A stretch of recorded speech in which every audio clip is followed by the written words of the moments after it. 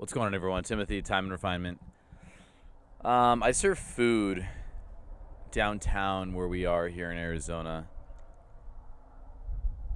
Usually every weekend, like Saturday nights, I'll stay up till like 2 a.m. and serve food. And so the alcohol culture is pretty fascinating to me.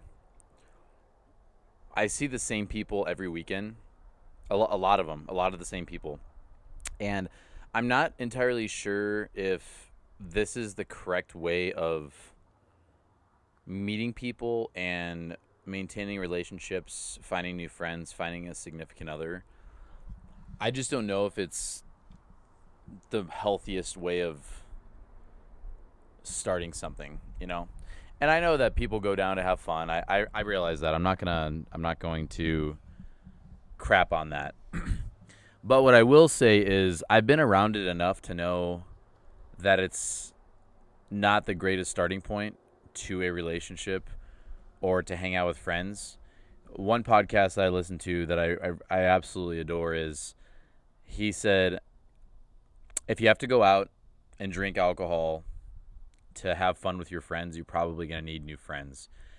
And that hit me really hard. And this is something that I haven't struggled with. Like, alcohol has never been a cope for me. I tried using it a while back to kind of drown out my problems and drown out my issues. And I was just never able to make it happen, I guess.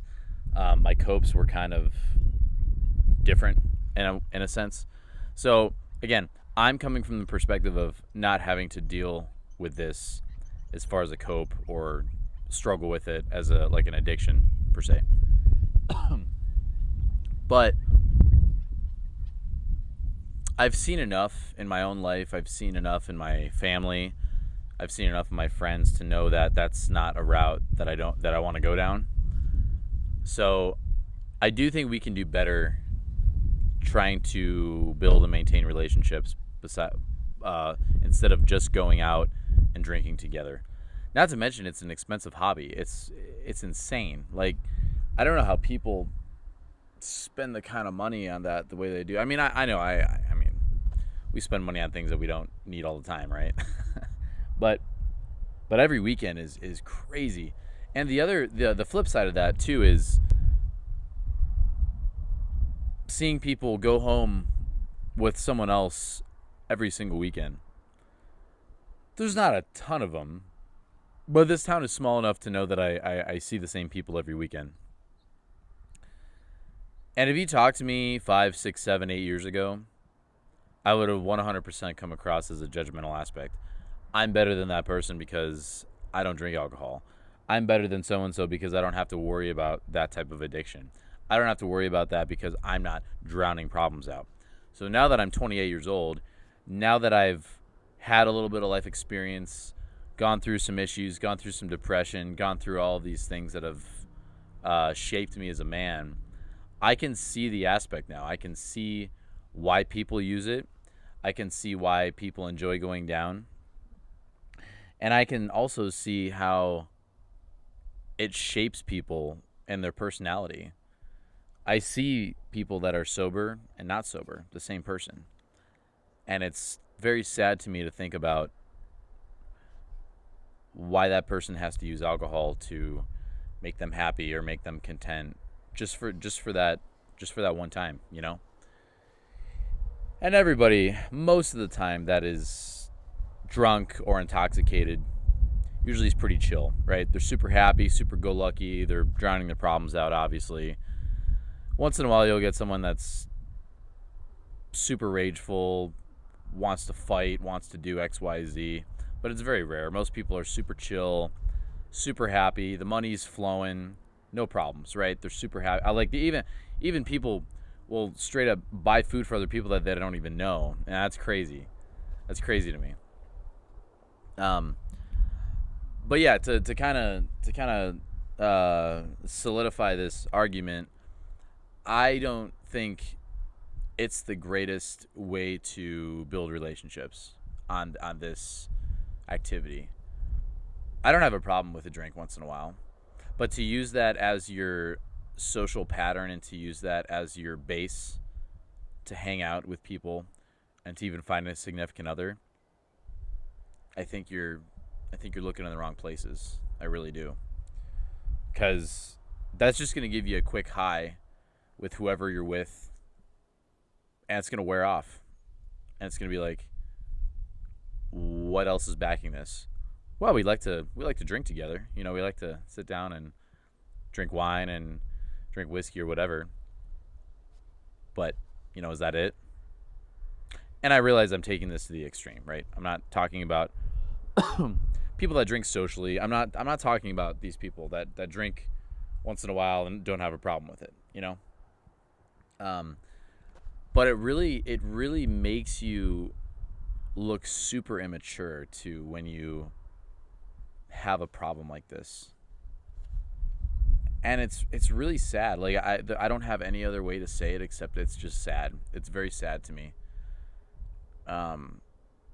For people to think that they have to do that to feel something, to feel like they're loved, to go hang out with other people. There's no substance to this type of activity.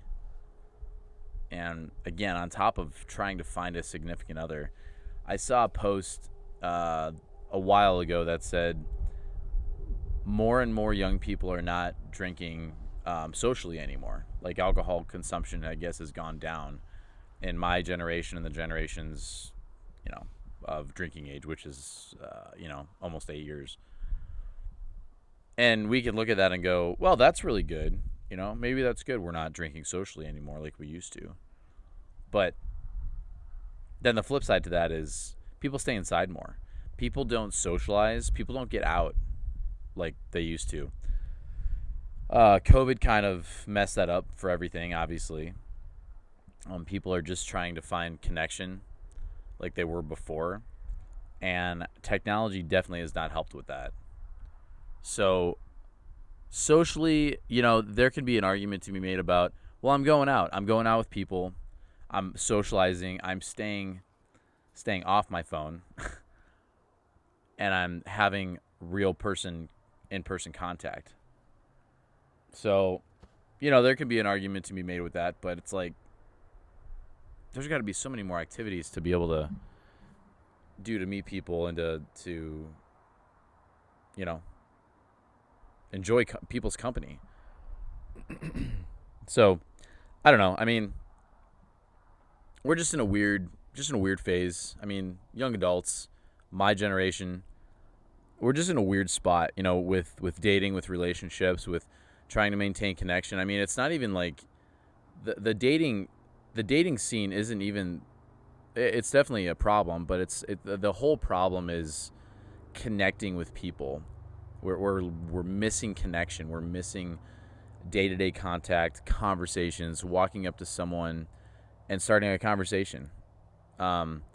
So one gal that I've known for a little while, she's 31. We had a conversation last night, and we all danced together as a group. We do a lot of ballroom dancing. And she said, I don't know whether to get on a dating app to find somebody, or go down to the bar and grab a drink and try to meet somebody, or go play pickleball, or go to the grocery store and try to put myself in those instances to, as I like to call it, drop the handkerchief, from a girl's perspective. And I'm a pretty outgoing guy. I have a lot of different social circles and people that I love and care for, and it's crazy. It's crazy. And, again, coming from a single guy, social circles are definitely it, but I don't know. We're just in a weird time. We're just in a really weird time as culture and as society to be able to connect with people and, try not to use all these coping mechanisms to find somebody we actually want to be with.